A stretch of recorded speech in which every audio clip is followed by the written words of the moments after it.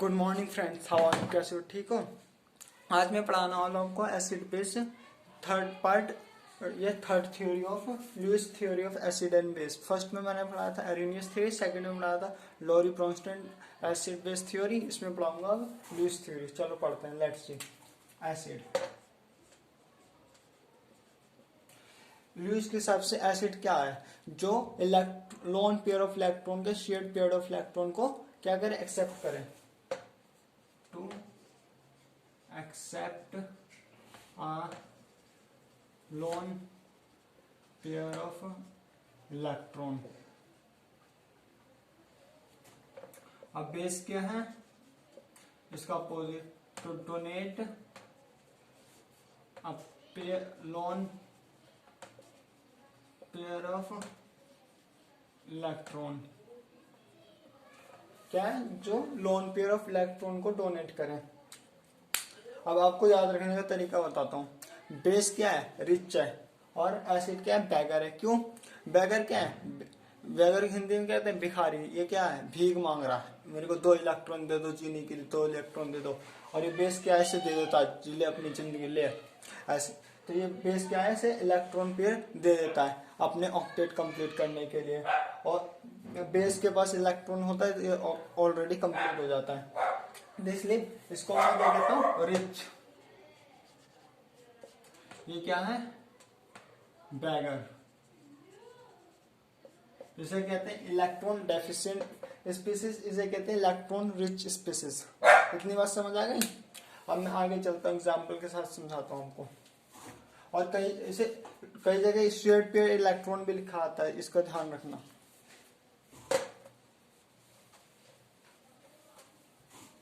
Short form में याद करना। लुईस एसिड इलेक्ट्रॉन एक्सेप्टर और लुईस पेयर इलेक्ट्रॉन डोनर। पहला एग्जांपल अमोनिया। नाइट्रोजन लेते हैं। नाइट्रोजन के वैलेंस इलेक्ट्रॉन कितने होते हैं? 5 होते हैं। और हाइड्रोजन के कितने होते हैं? 1। तो ये क्या कर रहे हैं? एक एक इलेक्ट्रॉन से क्या कर रहे हैं? बॉन्डिंग में पार्टिसिपेट कर रहा है।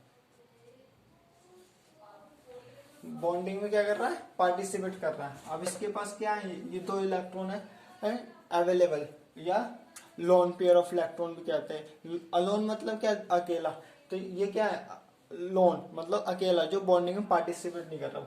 इसके पास क्या है? इलेक्ट्रॉन है देने के लिए, तो ये किसी को दे देगा। अब ये लेते हैं PF3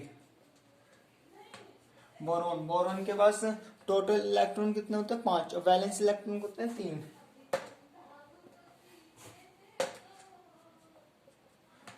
और फ्लोरीन के पास कितने होते हैं? Valence electron 7।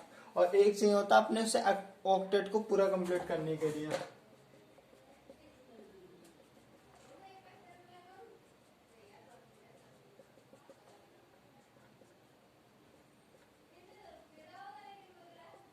तो इस तरह से क्या हो गया? अपने ऑक्टेट कंप्लीट करके बॉन्डिंग में पार्टिसिपेट कर लेता है। अब इसे चाहिए होता है इलेक्ट्रॉन अपने ऑक्टेट कंप्लीट के लिए। और इसके पास क्या होता है? इलेक्ट्रॉन पेयर होता है जो बॉन्डिंग। इसे क्या करेगा? इसकी भूख मिटाने के लिए क्या कर देगा? अपने इलेक्ट्रॉन पेयर का क्या करते हैं? दान देगा।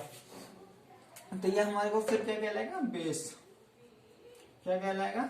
बेस। ये क्या कहलाएगा हमारे लिए? एसिड। समझ गए?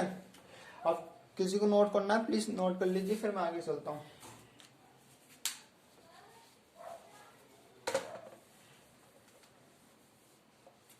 आई होप आप लोगों ने नोट कर लिया होगा। अब रिएक्शन करके दिखाता हूं आपको। जैसे PF3,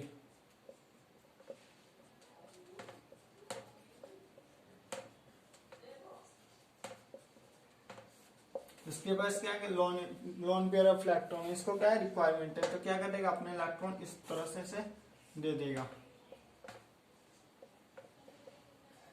तो इस तरह से क्या कर लेंगे? अपने बॉन्ड बना लेंगे। क्या कर लेंगे? बॉन्ड बना देंगे। तो इस बॉन्ड को क्या कहते हैं हम?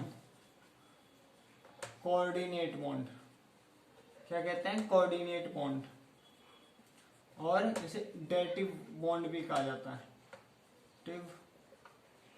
बॉन्ड, डेटिव बॉन्ड भी किया जाता है। और इसका एक तरीका और होता है रिप्रेजेंटेशन का, इस तरह से।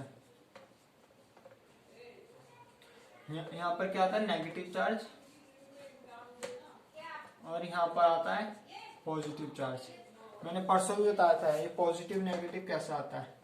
क्या इसके पास इलेक्ट्रॉन थे, इसने इलेक्ट्रॉन इसे दे दिया तो इलेक्ट्रॉन की कमी हो गई, इसलिए इसके पास क्या आ गया, पॉजिटिव चार्ज। इसके पास इलेक्ट्रॉन नहीं थे, इसके पास इलेक्ट्रॉन आ गया तो इसके पास हो गया नेगेटिव चार्ज, क्योंकि इलेक्ट्रॉन इसके पास ज्यादा हो गए।